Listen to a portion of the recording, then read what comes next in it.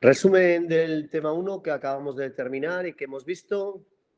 Vamos a hacer un pequeño resumen con las partes principales del tema. Muy importante desde el primer momento, tenemos que saber la diferencia entre alumnos que presentan una atención a la diversidad, aquellos que tienen una necesidad específica de apoyo educativo y los alumnos con necesidades educativas especiales. La asignatura de atención a la diversidad y a las diferencias individuales nos vamos a centrar en aquellos alumnos que tienen informe, es decir, aquellos alumnos ANDEAE, alumnos con necesidades específicas de apoyo educativo.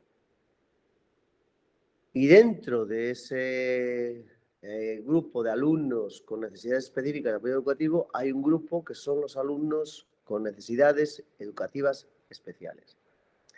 Luego, estos tres grupos, alumnos de atención a la diversidad, alumnos con necesidades específicas y alumnos con necesidades educativas especiales, es el primer apartado que tenemos que tener claro en esta asignatura. La clasificación de estos alumnos nos viene dada a nivel normativo por la instrucción del 24 de agosto de 2017. Esta instrucción yo os la resumí en una hojita en la que os detallaba los 5 grupos de alumnos con necesidades específicas. El primero de ellos de educación especial, relacionados con las discapacidades, el autismo, trastornos de la comunicación y del lenguaje muy significativos, retraso madurativo, otras discapacidades.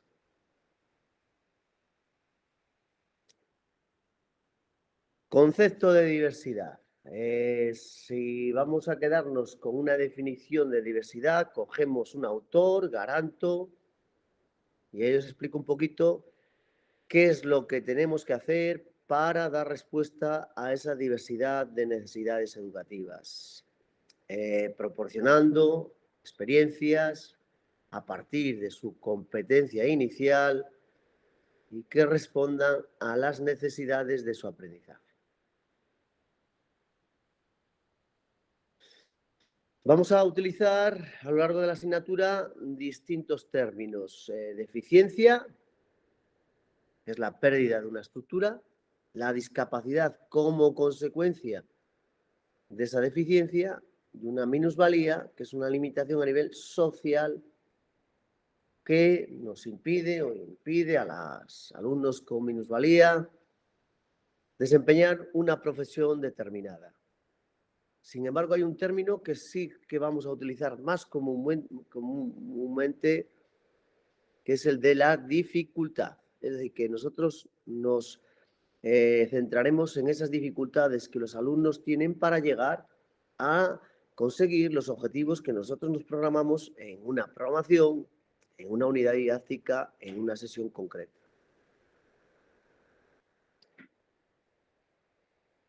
Para ello, realizamos en clase un ejercicio práctico que era un documento de derivación. Este anexo, que tenemos que conocer muy bien, es el primero de las medidas que tenemos que adoptar cuando en el aula de educación infantil tengamos un alumno que se esté sin categorizar, es decir, no conste como alumno con necesidades específicas, pero que sí nosotros entendamos que tiene ciertas dificultades. E insisto mucho en la palabra dificultad. Lo que hacemos es, a través de este documento de derivación, solicitar la intervención de los especialistas para que nos digan qué tipo de dificultad tiene ese alumno. Hicimos este ejercicio con el anexo 1 del documento de derivación que os remití, os subí posteriormente la normativa que regula este documento de derivación y los informes psicopedagógicos, el decreto 1603. Y muy importante, nos piden los equipos de orientación que antes de solicitar esa demanda intentemos nosotros como maestros de educación infantil y maestras de educación infantil darle respuesta. Por eso es muy importante especificar qué actividades hemos intentado hacer para recuperar o para que el alumno supere estas dificultades. Y recordad que es muy importante saber que la responsabilidad de este documento somos nosotros como maestras de educación infantil. He presentado varios días incontinencia urinaria, al igual que en su casa, y ha tenido problemas de relación con otros niños. Ese tipo de detalles de observación que le hagamos llegar al equipo de orientación va a ser básico para que puedan actuar y puedan determinar esa dificultad. Luego, dado que nosotros somos responsables, nosotros tenemos la obligación de conocer este tipo de medidas. Principios de atención a la diversidad.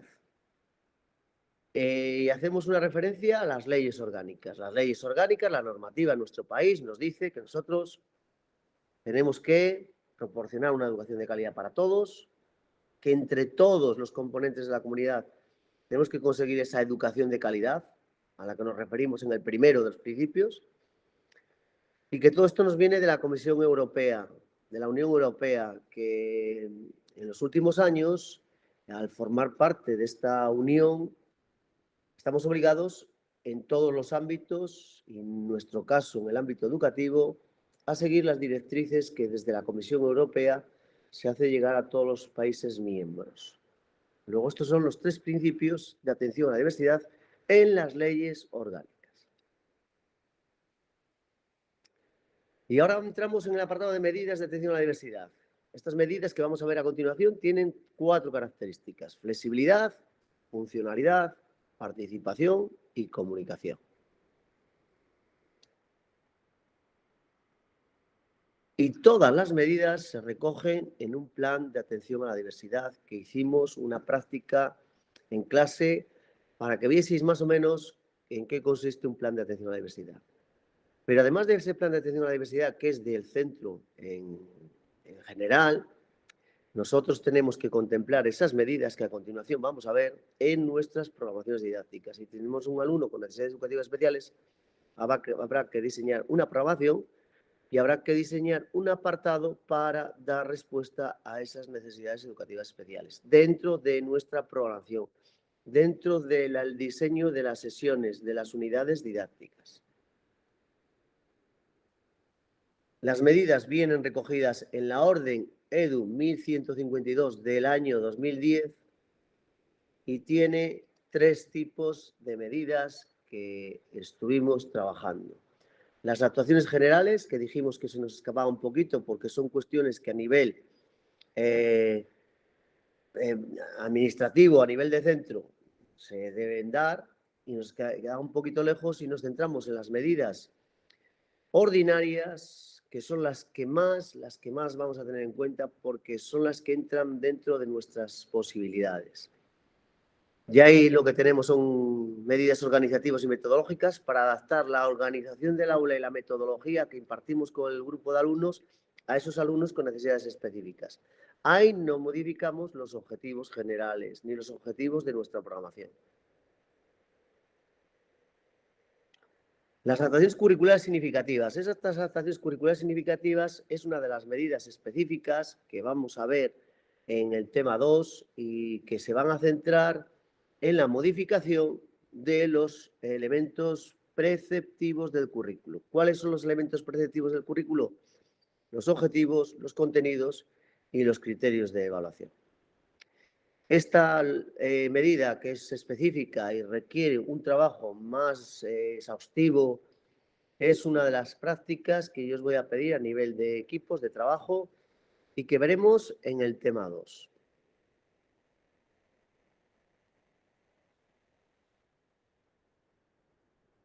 Esta medida específica tiene una legislación propia que viene recogida en la resolución del 17 de agosto de 2009, que yo os comentaré.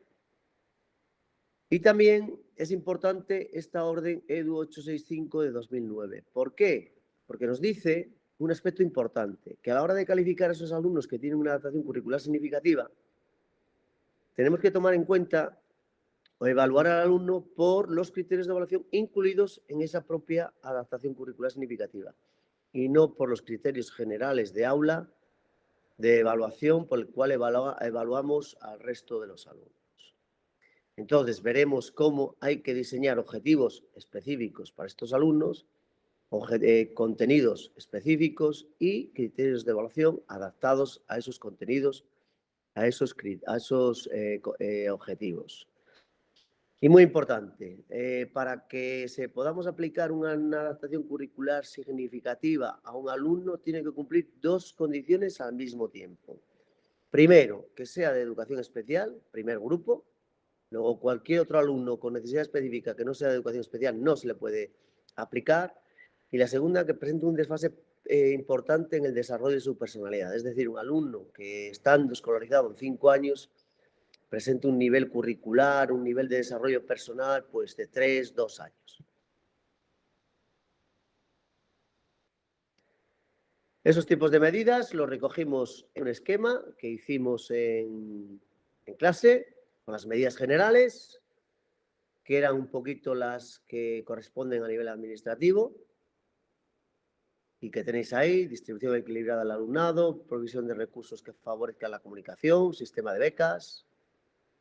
Nos fuimos luego a las medidas ordinarias, perdón, por el titulito medidas ordinarias, pero son específicas, que son un poquito más bien las que están relacionadas con el profesorado especialista. Entendamos por profesorado especialista, el especialista de audición y lenguaje, la maestra de pedagogía terapéutica, el maestro de compensatoria, y son atención educativa al alumnado enfermo, acciones de carácter compensatorio, maestros de compensatoria, programas de apoyo y refuerzo al alumnado con integración tardía, le correspondería también al maestro de compensatoria.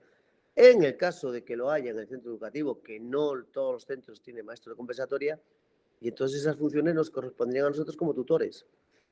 Las adaptaciones curriculares significativas, que las trabajaremos, la adaptación lingüística y social, y la permanencia excepcional en el segundo ciclo de educación infantil, que lo veremos, es una medida específica para alumnos con necesidades educativas especiales, que consiste en, al finalizar la etapa de educación infantil, si su grado de madurez y de desarrollo personal no es el idóneo, se puede solicitar a la administración educativa que permanezca un año más en la etapa de educación infantil, con lo cual habrá cursado 4 años en la etapa de educación infantil. Y nos íbamos a centrar en las medidas ordinarias. El rotulito está un poquito equivocado, me he equivocado pero bueno, lo tenéis ahí bien en el esquema.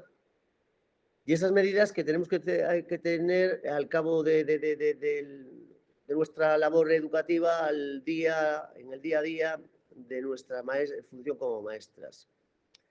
Prevenir el exentismo a través del pasar lista todos los días, comunicar a la jefatura de estudio las ausencias, buscar o lograr la justificación de las familias, el plan de acogida que aplicamos al alumno inmigrante con desconocimiento del idioma y que lo hicimos de una manera práctica, la acción tutorial que tenemos que llevar a cabo día a día, porque vamos a ser tutores de un grupo de alumnos, con un alto porcentaje seremos tutores.